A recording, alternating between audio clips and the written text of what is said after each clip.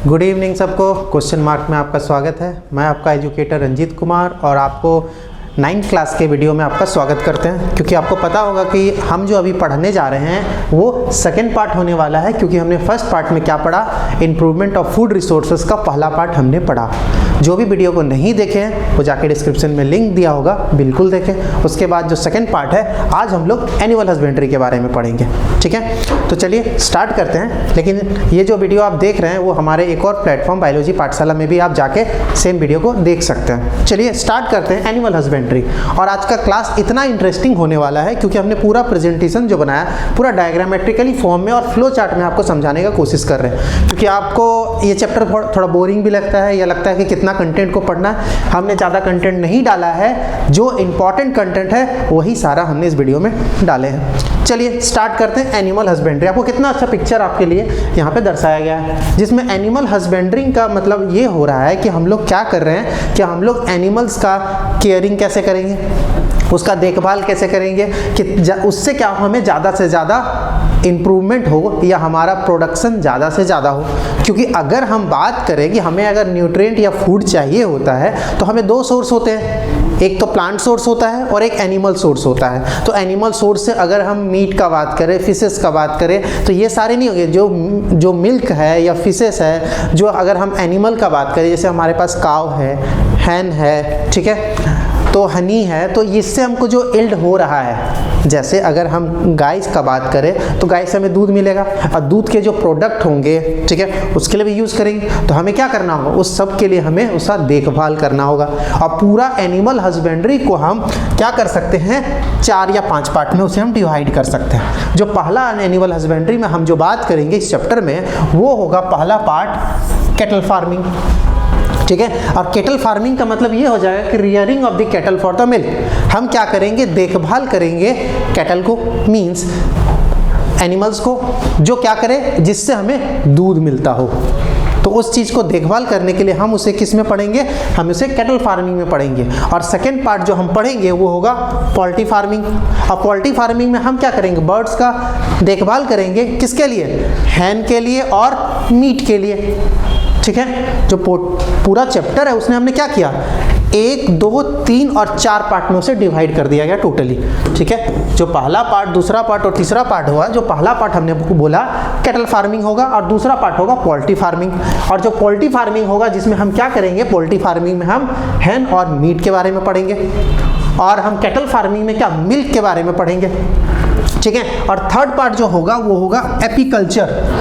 Apiculture में हम क्या करेंगे, हम मधुमक्खी का पालन करेंगे जिससे हमें हनी मिल सके। तो वही चीज़ यहाँ लिखा है, rearing of the bee for the honey and the wax के लिए हम यूज़ करेंगे। और एट लास्ट जो चौथा पार्ट ये चैप्टर का होगा वो होगा एनिमल हस्बेंड्री का, वो होगा फिशिकल्चरिंग या फिशी फार्मिंग करेंगे। जिसमें क्या करेंगे, हम लोग फिश के लिए, फिश का हम लोग टेक केयर करेंगे। ठीक है, और टेक केयर करके हम उसे फिश का मीट के लिए यूज करेंगे।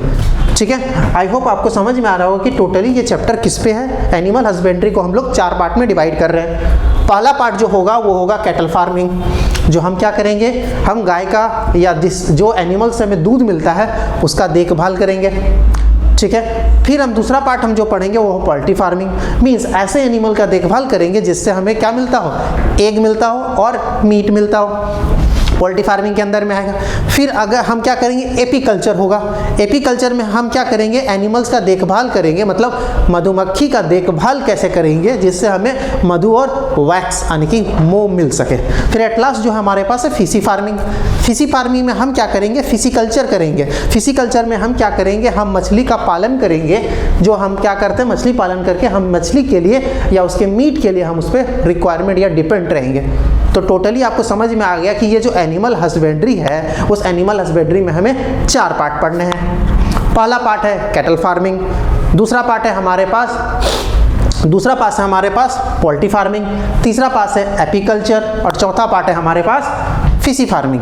ठीक है, चलिए आज का जो वीडियो है हम टोटली कैटल फार्मिंग पे ही डिपेंडेंट रहेंगे, क्योंकि नेक्स्ट वीडियो जब आएंगे तो हम पोल्ट्री फार्मिंग, एपीकल्चर और फिशी कल्चर के बारे में डिस्कस करेंगे। तो आज का जो सेशन होने वाला है वो टोटली हम कैटल फार्मिंग के बारे में ही पढ़ेंगे। चलिए आगे बढ़ते हैं। तो यहाँ पे सबसे पहले अगर हम बात करें तो एनिमल हस्बेंड्री क्या है ये हमने बताया, लेकिन अगर हम पॉइंट ऑफ द व्यू से अगर बात करें तो क्या है कि एक साइंटिफिक मेथड है जिसमें हम लोग रियरिंग करते हैं, फीडिंग करते हैं, केयरिंग करते हैं, ब्रीडिंग करते हैं और डिजीज कंट्रोल करते हैं। किसका करते हैं? एनिमल का करते हैं। मतलब हम एक साइंटिफिक तरीके से एनिमल का देखभाल करेंगे, उसको अच्छे से खाना देंगे, उसका केयर करेंगे और उसका जो ब्रीडिंग होगा, मींस जब उसका बछड़ा आएगा या उसका जो ऑस्प्रिंग आएगा उसका भी देखभाल करेंगे ताकि वो आगे जाके भी हमारा उसका नंबर बढ़ सके और उससे भी हमें इल्ड हो सके, उसका सारा काम करेंगे और डिजीज कंट्रोल से बचाएंगे। ये सारा प्रोसेस को हम एनिमल हस्बेंड्री कहते हैं। Means animal husbandry is the scientific method of या साइंस मेथड जिसमें हम क्या करते हैं, उसका caring, rearing, feeding, caring and controlling, ठीक है, या breeding and controlling the disease from the animal से हम कर सकते हैं। उसे हम क्या कहेंगे? एनिमल हस्बेंड्री कहेंगे। और एनिमल हस्बेंड्री में हम ये देख सकते हैं या पिक्चर में आप देख सकते हैं क्या क्या चीज़ का हम एनिमल हस्बेंड्री कर सकते हैं। क्योंकि एनिमल हस्बेंड्री को हम समझाने के लिए आपको पिछला स्लाइड में ये बताएं कि टोटली हम इसको 4 पार्ट में डिवाइड करते हैं ताकि हम अच्छे से इसे पढ़ सकें। पिक्चर में आप देख सकते हैं कि क्या क्या हम कर सकते हैं। ये है हमारे पास फीडिंग, ठीक है, ये भी हमारे पास फीडिंग, ठीक है, ये हमारे पास उसका केयरिंग, ठीक है, और हमें उससे जो यहाँ से जो हमें देखभाल, ये भी हमारे पास केयरिंग का पिक्चर, और ये जो है आगे जाके हम प्लांट वाला जो पार्ट पढ़े हुए थे उसका ही पार्ट है। ठीक है, चलिए अब आगे बढ़ते हैं। नेक्स्ट स्लाइड में ये है कि हम क्यों ऐसा करने जा रहे हैं। ये स्लाइड को आपको देख के क्या लग रहा है? ठीक है, इस स्लाइड से आपको ये लग रहा होगा कि ये एक टेस्ट ट्यूब है। टेस्ट ट्यूब स्टैंड के ऊपर टेस्ट ट्यूब रखा गया और क्या है, कलरफुल पिक्चर आप दिखा रहे हैं। जैसे पहला में आप बर्ड्स का दिखा रहे हैं, दूसरा में मेज का पिक्चर है, थर्ड में अगर बात करें तो काव का है, फिश का है, ठीक है, और कुछ कैरोट का है। ठीक है, तो ये 4 पिक्चर है। तो यहाँ पे ये बताने का ये पिक्चर ये बता रहा है कि हम क्या करेंगे, हम साइंटिफिक मेथड से, क्योंकि हम चैप्टर पढ़ रहे हैं इम्प्रूवमेंट इन फूड रिसोर्सेज, कि हम फूड रिसोर्सेज या फूड को कैसे इम्प्रूव कर सकते हैं। ठीक है, तो स्ट्रैटेजी क्या होना चाहिए, तो वही चीज़ यहाँ बोला कि मॉडिफाइंग द ब्रीडिंग स्ट्रैटेजी, कि हम क्या कर सकते हैं कि मॉडिफाई कर सकते हैं। जिस तरह का एनिमल है कि अगर आप जान रहे होंगे कि अगर हम मुर्गी का ही बात करें या हैन का ही बात करें तो आज कितना हो रहा है, इसका प्रोडक्शन कितना ज़्यादा बढ़ चुका है। लेकिन आपको ये जान के आश्चर्यचकित होगा कि जो मुर्गी का अंडा हम डेली खाते हैं वो एक नेचुरल नहीं है, वो एक मशीन में बनाया जाता है क्योंकि उसका डिमांड बढ़ते जा रहा है। ठीक है, और जो मुर्गी को आप या जो हैन को आप खा रहे हैं वो साइंटिफिक तरीके से ग्रो किया जाता है, क्योंकि उसको सिर्फ 15 दिन में ही दवा देके इंजेक्ट करके उसका साइज बढ़ाया जाता है, क्योंकि उसे हमें मीट के पर्पस के लिए यूज़ करते हैं। तो वही चीज़ यहाँ पे एक पिक्चर में ये बता रहा है कि हम क्या कर रहे हैं, मॉडिफाई कर रहे हैं ब्रीडिंग को, कि जो ऑस्प्रिंग है उसको मॉडिफाई कर रहे हैं साइंस के द्वारा, टेक्नोलॉजी के द्वारा। ठीक है, ताकि हम ज़्यादा से ज़्यादा फूड के कैपेसिटी को इंक्रीज कर सके वर्ल्ड में। ठीक है, तो यहाँ पे जो स्ट्रैटेजी है वही स्ट्रैटेजी को हमें कुछ स्ट्रैटेजी को इस चैप्टर में हम अप्लाई करेंगे, क्योंकि और सारे स्ट्रैटेजी को हम अलग से पढ़ेंगे, बायोटेक्नोलॉजी के अंदर में आता है, जो आप हायर क्लास में इसके बारे में पढ़ेंगे। चलिए आगे बढ़ते हैं। ये पिक्चर के बाद अब हम ये जानते हैं कि जो हमारे पास एनिमल हस्बेंड्री है उसको हम क्या कर सकते हैं, कि हमें नीड क्या है, उसको कैसे हम एनिमल हस्बेंड्री कर सकते हैं, हाउ, कैसे उसको हम लोग तैयार कर सकते हैं, या हमें उसे किस किस चीज़ के लिए काम करना होगा।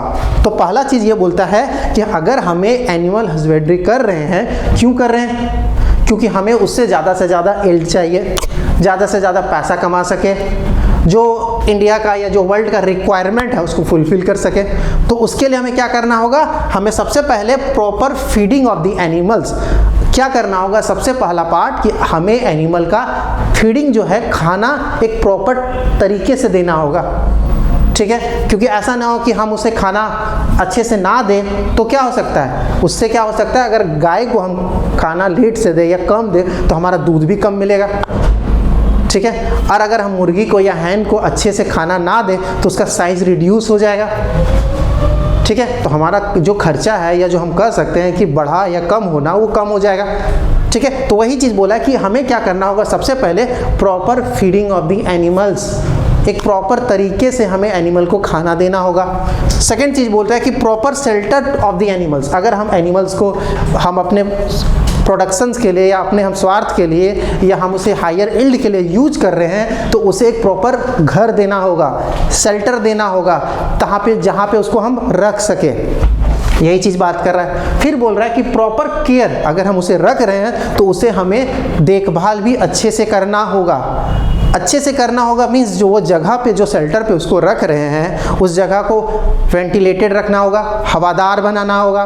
फिर क्या करना होगा, उस जगह को हमें बार बार जो होगा वो स्टरलाइज करना होगा, उस जगह को गंदगी से साफ करना होगा, गंदगी से उसे गंदगी से दूर करना होगा। और एक रेगुलर चेकअप के तौर पे हम वेटनरी यानी कि जानवर के डॉक्टर को बुलाना होगा। ठीक है, वही चीज़ है ताकि हम उसे डिजीज फ्री बना सके। अगर डिजीज रहेगा तो हमें एल्डिंग भी कम होगा। फिर एट लास्ट यहाँ पे बोलता है कि proper breeding of the animals, ये proper breeding of the animals भी हमें उसे देखना होगा या केयर करना होगा। ठीक है, चलिए यहाँ पे पता चला। अब हम आगे ये जानने वाले हैं कि क्यों जरूरी है need of animal husbandry, animal husbandry का नीड क्या है। ठीक है, कुछ देर पहले ही आपको समझा, फिर यहाँ से समझा रहे कि नीड क्यों है। क्योंकि जिस तरह हमारा पॉपुलेशंस बढ़ता जा रहा है, जिस प्रकार इंडिया का पॉपुलेशंस आज विश्व में या वर्ल्ड में सबसे नंबर 1 हो चुका है, तो डिमांड जो फूड का है वो भी तो बढ़ेगा। अगर पॉपुलेशंस बढ़ेगा तो डिमांड भी बढ़ेगा। तो हमें क्या करना होगा, डिमांड को फुलफिल करने के लिए हमें एनिमल हस्बेंड्री या हमें इम्प्रूवमेंट करना जरूरी है। तो वही चीज़ यहाँ लिखा है, to ensure the proper nutrient to our growing population. जिस प्रकार हमारा पॉपुलेशंस बढ़ रहा है, उसके जो पॉपुलेशंस बढ़ रहे हैं, उसके जो फूड है उसमें न्यूट्रिएंट का मात्रा को अच्छे से बढ़ा सके। ये हमारा मेन एम है, या मेन एम ये एनिमल हस्बेंड्री का यही है। लेकिन हमें याद क्या रखना है कि जरूरी एडवांटेजेस क्या है, what are the advantages of the animal husbandry का एडवांटेजेस क्या है। ठीक है, जब भी आपके एग्जाम में आए तो आपके पास अगर टाइम ना हो तो आप इस तरह फ्लो चार्ट भी समझा सकते हैं। उससे क्या होगा, आपको एक प्रॉपर मार्क्स भी मिलेगा। क्योंकि आपको एक अलग स्टूडेंट या नॉर्मल या कॉमन स्टूडेंट होते हैं, उससे आपको अलग कौन बनाएगा, यही फ्लो चार्ट ही बनाएगा। क्योंकि आप जो सोच रहे हैं एक नॉर्मल बच्चे से आपको हट के सोचना होगा, तभी आपके लिए ज़्यादा मार्क्स स्कोरिंग होगा या आप ज़्यादा सोच सकते हैं, क्योंकि आपको क्रिटिकल थिंकिंग यहाँ से बढ़ाना होगा। तो उसके लिए क्या करना होगा, जिस प्रकार हम आपको समझा रहे हैं आप उस तरह का हेल्प ले सकते हैं। तो यहाँ पे क्या बोल रहा है कि एडवांटेजेस क्या है एक एनिमल हस्बेंड्री का, एडवांटेजेस क्या है कि एनिमल हस्बेंड्री करने से क्या फ़ायदा होने वाला है या क्या फ़ायदा होता है। तो पहला पॉइंट ये बोल रहा है कि हम क्या कर सकते हैं, इंक्रीज कर सकते हैं प्रोडक्शन।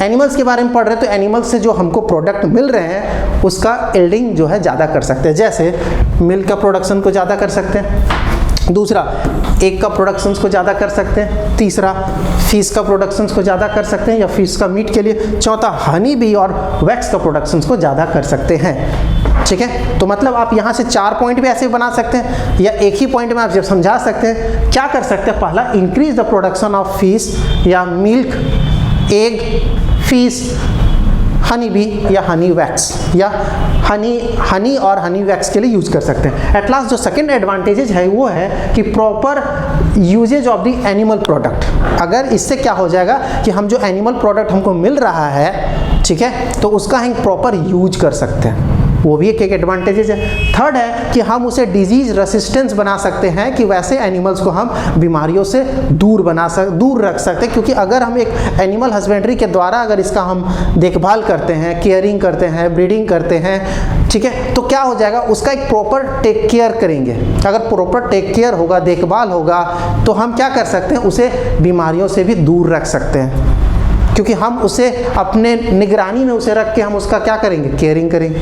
तो उससे भी क्या, ये केयरिंग कब होगा, जब उसका एक प्रॉपर एनिमल हस्बेंड्री करेंगे। तो चलिए अब आगे बढ़ते हैं कि ऑन द बेसिस ऑफ, क्या बोल रहा है कि ऑन द बेसिस ऑफ, किसके बेसिस पे, utility of the animal, animal का यूटिलिटी के बेसिस पे हम क्या करते हैं, एनिमल्स को हम कुछ 4 पार्ट्स में डिवाइड करते हैं। ठीक है, अगर आपको ये समझ में आ रहा होगा हम क्या कर रहे हैं कि हम यूटिलिटी किस तरह का यूटिलिटी है, डिमांड या ज़रूरत के अनुसार हम इसको एनिमल्स को जो है उसको 4 पार्ट में डिवाइड कर रहे हैं, या 5 पार्ट में जो हम पहला स्लाइड में आपको बताएं।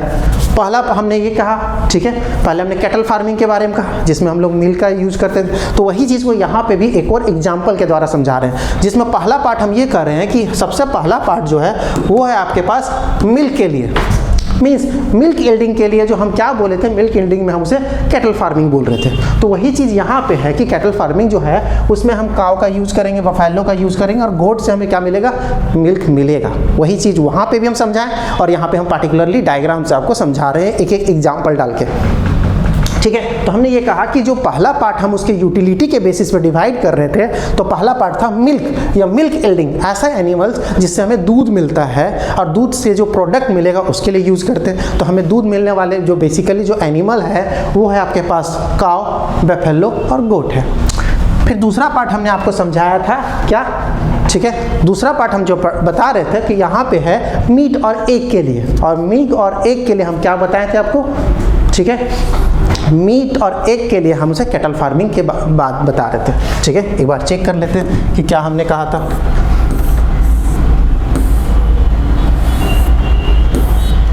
ठीक है, सबसे पहले हमने कैटल फार्मिंग कहा, दूसरा मिल्क और एग के लिए हम उसे पोल्ट्री फार्मिंग कहते हैं। तो वही पोल्ट्री फार्मिंग वाला पार्ट ही आपको यहाँ पे हम समझा रहे हैं कि दूसरा वाला पार्ट है हमारे पास पोल्ट्री फार्मिंग, या हम उसे कॉमनली क्या कहते हैं, पोल्ट्री फार्मिंग। हमने उसे वहाँ पे एक डायग्राम के तौर पे दिखाया था, यहाँ पे आपको एक्सप्लेन कर रहे हैं कि पोल्ट्री फार्मिंग में हम क्या करते हैं, उस एनिमल का मीट और एग के लिए डिपेंडिंग करते हैं, या उससे हम एग के लिए डिपेंड रहते हैं। जैसे कैसे एनिमल्स होंगे, आपको पता होगा कि सबसे पहले गोट है, गोट से हमें मिल्क भी मिल सकता है और मीट भी मिल सकता है। सीप है, ठीक है, उससे हमें क्या मिल सकता है, मीट और एग के लिए भी मिल सकता है। पिग है, फिश है, चिकन है, डक है, ये सारे क्या है, हमें मीट यील्डिंग एनिमल्स हैं जो आपको याद रखना है, ठीक है। फिर आते हैं हमारे पास ट्राउट्स, वर्किंग एनिमल्स, कि ऐसे एनिमल जिसका हम यूज करके क्या कर सकते हैं, सामान को या ट्रांसपोर्टेशन में हेल्प करते हैं, ठीक है। जिसमें आपके पास होगा horse, bull cart, camel, donkey, mule और एलिफेंट का यूज करते हैं, ठीक है। जो आजकल इतने नहीं होते हैं, 99% ऐसे नहीं होते हैं, क्योंकि जितना मीन्स ऑफ ट्रांसपोर्ट या टेक्नोलॉजी डेवलप हो चुका है उसके वजह से इसका हम लोग हेल्प ट्रांसपोर्टेशन के लिए बहुत कम यूज करते हैं, ठीक है। आपको पता हो कि घोड़ा गाड़ी का यूज़ हम लोग क्या करते हैं, शादी उदियों में थोड़ा सा यूज करते हैं, ठीक है। बाकी सबका आपको सिर्फ कहानियों में ही सुनने को मिल रहा है आजकल, ठीक है। तो वही चीज़ यहाँ पे है कि हम वर्किंग एनिमल्स के लिए कौन कौन से एनिमल्स को यूज करते हैं।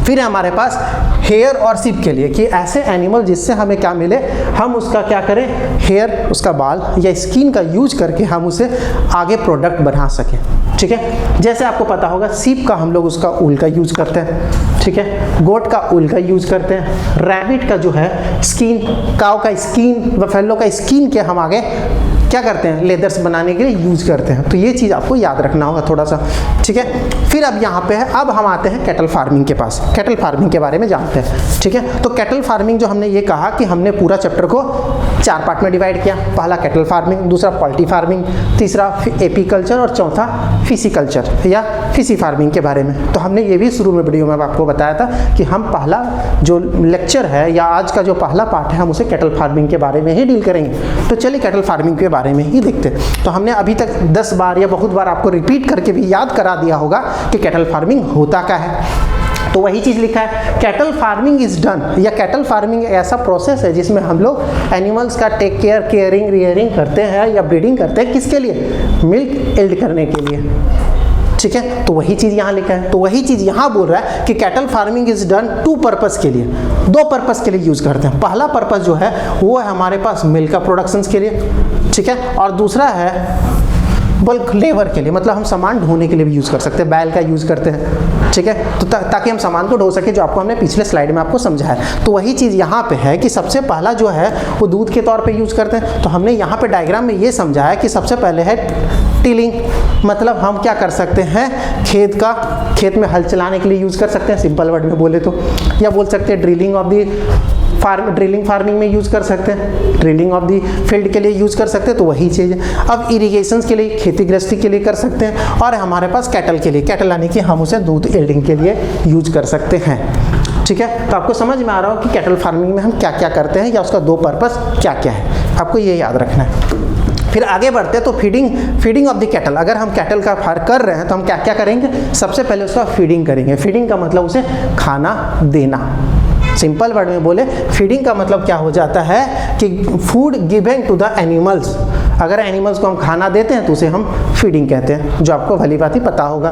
फिर जो feeding required a balance rational in a correct quantity to each animal, proper body and require the production capacity। ये चीज़ यहाँ पे ये एक्सप्लेन कर रहा है कि जो अगर हम फीडिंग कर रहे हैं, अगर एनिमल को खाना दे रहे हैं तो हमें क्या करना होगा?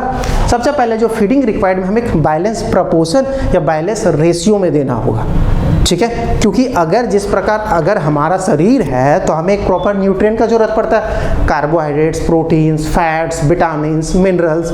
जो हम बात करेंगे मिनरल्स, विटामिन्स के, इसको थोड़ा लेस क्वांटिटी में बॉडी में चाहिए होता है। उसी प्रकार अगर एनिमल का अगर हम फीडिंग कर रहे हैं तो अगर हम दूध के लिए उस एनिमल के लिए यूज़ कर रहे हैं तो उस तरह का न्यूट्रिएंट देंगे जिससे ज़्यादा से ज़्यादा दूध मिले, या वो गाय जो हो या जो भी है एल्डिंग वाला, उससे क्या हो सके, हमें ज़्यादा से ज़्यादा मिल्क का प्रोडक्शन हो। तो उसी तरह का बैलेंस प्रोपोर्शन या देना होगा एनिमल को, तो वही चीज़ यहाँ पे लिखा है, ठीक है, ताकि प्रोडक्शन कैपेसिटी बढ़ सके।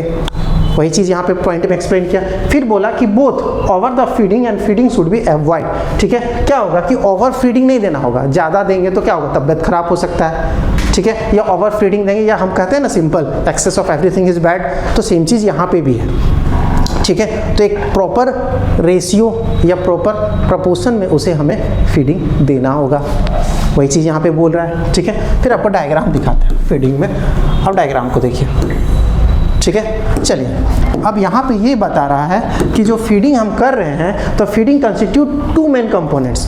जो फीडिंग हम कर रहे हैं उसमें दो मेन कंपोनेंट्स होंगे। पहला होगा रफेज, ठीक है, और दूसरा होगा कंसंट्रेट, ठीक है। ये चीज़ आपको याद रखना है कि रफेज क्या होता है, कंसंट्रेट क्या होता है। चलिए समझते हैं। तो सबसे पहले आपको ये याद रखना है जो रफेज है उसमें क्या कर रहे हैं कि ऐसे एनिमल जिससे हमको क्या क्या मिल सकता है, हे मिल सकता है, फोडर मिल सकता है, लिग्यूम्स ऑफ द काउपी मिल सकता है। ये दोनों एग्जाम्पल आपके काउपी के हैं डायग्राम, ठीक है। और ये आपका हेडर का है, हे का है, ठीक है। ये आपको याद रखना है, ठीक है। अब फोडर का डायग्राम ये है, अगर मेज का अगर आपको पेड़ के बारे में पता होगा तो, ठीक है। तो यहाँ पे आपको ये याद रखना है काउपी, ये सारे डायग्राम, ये दोनों डायग्राम आपके काउपी का है, ये दोनों डायग्राम आपका काउपी का है। ये आपके पास हे का है, ठीक है। और ये आपके पास फोडर का, ठीक है। क्या है, फोल्डर का डायग्राम। ये आपको याद रखना ताकि डायग्राम से आपको याद रहे, ठीक है। क्योंकि आप इससे फैमिलियर होंगे लेकिन आप डायग्राम को देख के आपको याद आएगा कि एग्जैक्टली से कहते क्या है। सेम चीज़ यहाँ बोला है कि this includes also the fodder grasses भी होगा, जैसे एलिफेंट का ग्लासेस, ठीक है। ये आपको याद रखना है कि रफेज में क्या होगा। रफेज में ये बोल रहा है कि लार्ज अमाउंट ऑफ फाइबर्स होंगे लेकिन न्यूट्रिएंट कम होगा, लेकिन कंसंट्रेट में जस्ट उल्टा होगा, ठीक है। ये आपको याद रखना है, ठीक है। रफेज के बाद फिर यहाँ पे ये बोल रहा है कि कंसंट्रेट में क्या होगा, इसमें प्रोटीन का मात्रा ज़्यादा होगा, अदर न्यूट्रिएंट थोड़े कम होंगे, ठीक है। अब इसमें क्या पाए जाएंगे, मेज पाए जाएंगे, ज्वार पाया जाएगा, ब्रोकन ग्रासेस पाए जाएंगे, राइस पॉलिश पाया जाएगा, कॉटन सीड्स पाए जाएंगे। ये एग्जांपल है आपके पास कॉटन सीड्स का, ठीक है। ये आपको पता होगा मेज का है, और ये आपके पास व्हीट का है, ठीक है। ये डायग्राम्स के तौर पे आपको समझाने का कोशिश की है कि क्या बोल रहा है कि हमें दो चीज़ का ज़रूरत पड़ता है, ठीक है। कौन से दो चीज़, फूड जो फीडिंग कंस्टिट्यूएंट होते हैं उसमें हमें क्या क्या देखना होगा। सबसे पहले हमें रफेज का यूज़ करना होगा। कंसंट्रेट में हमें उस एनिमल को क्या क्या देना होगा, ज्वार देना होगा, बाजरा देना होगा, व्हीट देना होगा, और रफेज में आपको हे देना होगा, काउपी देना होगा, क्योंकि ये सारे जो न्यूट्रिएंट है फूड पार्टिकल्स है, इसमें न्यूट्रिएंट का कंसंट्रेशन ज़्यादा होता है, जिसके वजह से एल्डिंग जो होगा, मिल्क होगा या फिश होगा, इसमें ज़्यादा से ज़्यादा एल्डिंग हो सकता है, ठीक है। ये दोनों एक्सप्लेन किए। अब हमारे पास तीसरा पार्ट। तीसरा पार्ट में ये बोल रहा है कि जो फूड एनिमल फूड है उसको डिवाइड किया गया दो कैटेगरी में, ठीक है। जो एनिमल्स का फूड है, या हम कह सकते हैं जो एनिमल का फूड को दो कैटेगरी में डिवाइड किए। पहला कैटेगरी में हम ये डिवाइड किए कि मेंटेनेंस रिक्वायरमेंट के लिए, कि अगर वो एनिमल्स है तो उसका प्रॉपर मेंटेनेंस के लिए हमें उसके लाइफ साइकिल को या लाइफ प्रोसेस को चलाने के लिए क्या क्या न्यूट्रिएंट देना पड़ता है, वही सारी चीज़ें पहला पार्ट में आते हैं। कि अगर हमें एनिमल को फूड का रिक्वायरमेंट है उसको दो बेसिस पे, पहला ऐसा खाना दो जो पार्टिकुलरली जिंदा रह सके, वही चीज़ है मेंटेनेंस रिक्वायरमेंट के लिए, means we support the basic function of the life. अगर हम अपना शरीर का बात करें तो रिप्रोडक्शंस है, मेटाबॉलिज्म है, न्यूट्रिएंट है, ट्रांसपोर्टेशन है, रेस्पिरेशन है, एक्सक्रीशन, ये सारे एग्जाम्पल एनिमल्स वाले हैं, सॉरी ह्यूमंस वाले हैं। लेकिन एनिमल्स के लिए कौन कौन से होंगे कि उसे लाइफ प्रोसेस के लिए उसे भी डाइजेशन का जरूरत पड़ता है, रेस्पिरेशन का उसे भी जरूरत पड़ता है, रिप्रोडक्शन का उसे भी ज़रूरत पड़ता है। तो लाइफ प्रोसेस को चलाने के लिए एक प्रॉपर न्यूट्रिएंट जो चाहिए होता है वो है मेंटेनेंस ऑफ द रिक्वायरमेंट के लिए फूड का ज़रूरत होगा। सेकंड पार्ट जो ज़रूरत होगा वो होगा मिल्क प्रोडक्शंस, क्योंकि अगर हम उसको खाना दे रहे हैं तो उससे हमें क्या फ़ायदा होगा। अगर हम उसका काव का यूज कर रहे हैं तो हमें मिल्क चाहिए, तो वही चीज़ यहाँ लिखा है मिल्क प्रोडक्शंस के लिए, क्योंकि हम पढ़ रहे हैं कैटल फार्मिंग, तो कैटल फार्मिंग का मेन एम होता है मिल्क का प्रोडक्शंस करना, या उसका जो उसके एनिमल्स है या उसके जो बछड़े हैं उसका यूज़ करके हम ट्रांसपोर्टेशन में हेल्प करें या एग्रीकल्चर में हेल्प करें, वो चीज़ के लिए। तो यहाँ चीज़ वही लिखा है कि मिल्क प्रोडक्शन रिक्वायरमेंट में हम ज़्यादा से ज़्यादा मिल्क का प्रोडक्शन कर सके, वो चीज़ हो गया। ठीक है, आई होप आपको समझ में आएगा। अब है हमारे पास कि फार्म के लिए हमें क्या क्या करना होगा। अगर हम एनिमल को रखे हुए हैं तो एनिमल्स का अगर हमको चाहिए तो एनिमल का देखभाल कैसे करेंगे, ये पॉइंट को आपको समझना है। तो सबसे पहले ये याद रखना है कि good animal shelter is also important. Animal husbandry, अगर हम कैटल फार्मिंग पढ़ रहे हैं तो कैटल फार्मिंग में अगर क्या बोलते हैं रोटी, कपड़ा और मकान का जरूरत पड़ता है, उसी प्रकार अगर एनिमल है तो एनिमल से अगर हम उसे देखभाल नहीं करेंगे, प्रॉपर शेल्टर नहीं देंगे, प्रॉपर ड्रिंकिंग फैसिलिटीज़ नहीं देंगे और सारी चीज़ें नहीं देंगे तो हमें उससे लाभ ज़्यादा नहीं होगा, एडवांटेजेस ज़्यादा नहीं होंगे, हमारा यील्ड थोड़ा कम होगा। तो वही चीज़ यहाँ पे भी एक्सप्लेन कर रहा है कि हमें क्या क्या रखना होगा। ये पॉइंट आपको याद रखना होगा exam point of the view से, ये एग्जाम में आपसे पूछता है कि फार्म मैनेजमेंट प्रैक्टिस के लिए क्या क्या करना होगा। तो लिखा कि good animal shelter should be following characters में क्या क्या करना होगा। तो पहला पार्ट ये बोल रहा है it should B protect the animals from the heat. अगर कोई एनिमल्स को आप मिल्क के लिए यूज कर रहे हैं या किसी और पर्पस के लिए यूज कर रहे हैं कैटल के लिए, तो उसे क्या करना होगा, एक प्रॉपर हीट से बचाना होगा, पानी की सनलाइट से बचाना होगा, ठंडे से बचाना होगा, रेन से बचाना होगा या अदर एनिमल से भी बचाना होगा। उसके लिए हमें प्रॉपर शेल्टर देना होगा, प्रॉपर घर बनाना होगा। ठीक है, अदर एनिमल्स मतलब वैसे अगर डोमेस्टिक एनिमल है तो वाइल्ड एनिमल से बचाना होगा, तो प्रॉपर शेल्टर देना होगा। ठीक है, ये चीज़ पहला पॉइंट है। फिर दूसरा पॉइंट ये कर रहा है it should be well ventilated and lighted होना चाहिए। अगर वो एनिमल्स का हम देखभाल कर रहे हैं तो ऐसे जगह रखें जहाँ पे वेंटिलेशन हो। ठीक है, क्योंकि वो जो उसके बॉडी से जो काउडंक होते हैं, जो यूरिन रिलीज होते हैं, वो थोड़ा स्मेल आता है। तो उस जगह को अगर आप पूरा वेंटिलेटेड नहीं रखेंगे, स्मेल आएगा तो लीड टू डिजीज भी हो सकता है। तो उसके अगर हम उस जगह को वेंटिलेटेड रखेंगे तो क्या हो सकता है, और लाइटनिंग रखेंगे तो बैक्टीरिया अगर सनलाइट वहाँ से रीच कर रहा है तो उस जगह को बैक्टीरिया से भी मार सकता है। इसके लिए हमें क्या करना होगा, it should be well ventilated रखना होगा और लाइटनिंग रखना होगा उस एनिमल के लिए। ठीक है, चलिए आगे देखते हैं। It should B clean and hygiene होना चाहिए। अगर उस जगह को हम रख रहे हैं तो उस जगह को हमें क्या करना होगा, हाइजीन मेंटेन रखना होगा, बीमारियों से दूर रखना होगा, साफ़ सुथरा करना होगा प्रॉपर इंटरवल पे। ये चीज़ आपको एक डायग्राम के तौर पे दिखा रहे हैं, क्योंकि हम लोग अभी पोल्ट्री फार्मिंग नहीं पढ़ रहे हैं, तो लेकिन पोल्ट्री फार्मिंग के द्वारा आपको समझा रहे हैं कि वेंटिलेशन भी रखा है, लाइटनिंग भी रखा है, देखभाल भी करना होगा। ठीक है, जिस प्रकार डॉग का भी हम देखभाल करते हैं अगर घर में रखते हैं, तो वही चीज़ यहाँ पे एक्सप्लेन कर रहा है। फिर यहाँ it should be feeded cattle scientific manner. अगर हम एनिमल्स का देखभाल कर रहे हैं तो एक साइंटिफिक मैनर में करना होगा, मीन्स वेटनरी डॉक्टर का बुलाना होगा, क्योंकि रेगुलर चेकअप जरूरी है, क्योंकि बीमारी फैलता जाएगा तो उससे क्या होगा, हमारा एल्डिंग भी कम होगा दूध का। क्योंकि हम लोग पार्टिकुलरली कैटल फार्मिंग ही पढ़ रहे हैं तो बार बार हम कैटल फार्मिंग का ही एग्जाम्पल लेंगे। पोल्ट्री फार्मिंग आएंगे तो पोल्ट्री फार्मिंग का एग्जाम्पल लेंगे। तो वही चीज़ यहाँ पे बोला है it should be feed a cattle at a scientific manner में, उसे हमें देखभाल करना होगा। ठीक है, प्रॉपर चेकअप करना होगा, या उस जगह को हमें क्या करना होगा, स्टरलाइज करना होगा, मतलब छिड़काव करना होगा जिससे बीमारी आ नहीं सके। रेगुलर डॉक्टर का एनिमल्स का चेकअप करना होगा या एनिमल्स का देखभाल करना होगा, उसको वॉश करना होगा। ठीक है, ये चीज़ भी है एग्जाम्पल में। तो यहाँ पे it should have the proper arrangement of the drinking water. अगर उस एनिमल को आप रखे हुए हैं तो उसका प्रॉपर अरेंजमेंट आपको करना होगा। अरेंजमेंट में क्या करना होगा, उसको पानी प्रॉपर देना होगा। ठीक है, ऐसा ना हो कि 20-25 दिन से उस जगह पानी जमा है तो उससे क्या हो जाएगा, बीमारी फैल सकता है। ठीक है, क्योंकि मलेरिया या वाटर बोर्न डिजीज वहाँ से हो सकता है। तो अगर वो एनिमल उस पानी को पीता है तो क्या हो सकता है, हार्मफुल या डिजीज फैल सकता है। इसलिए हमें क्या करना होगा कि प्रॉपर ड्रिंकिंग फैसिलिटी भी उस एनिमल के लिए ऐसी करना होगा, प्रोवाइड करना होगा। एट लास्ट यहाँ है कि रेगुलर, ठीक है, रेगुलर अगर उस जगह पे अगर वो एनिमल रह रहा है, जिस शेल्टर पे आप उसे रखे हुए हैं, उस जगह को आपको क्या करना होगा, टाइम टू टाइम साफ सुथरा करना होगा। तो वही चीज़ लिखा है, regular brushing of the animal and remove the loss hair या डर्ट्स। अगर काउडंक है तो उसे बॉडी यहाँ से हटाना होगा, ठीक है। यूरिन पार्ट है तो उसे यहाँ से जमा नहीं होने देना होगा। ये सारी चीज़ें क्या है, कैटल फार्मिंग के अंदर आ रहा है, ठीक है। और यहाँ पे कैटल फार्मिंग खत्म होता है। जो नेक्स्ट पार्ट होगा उसमें पोल्ट्री फार्मिंग के बारे में हम डिस्कस करेंगे।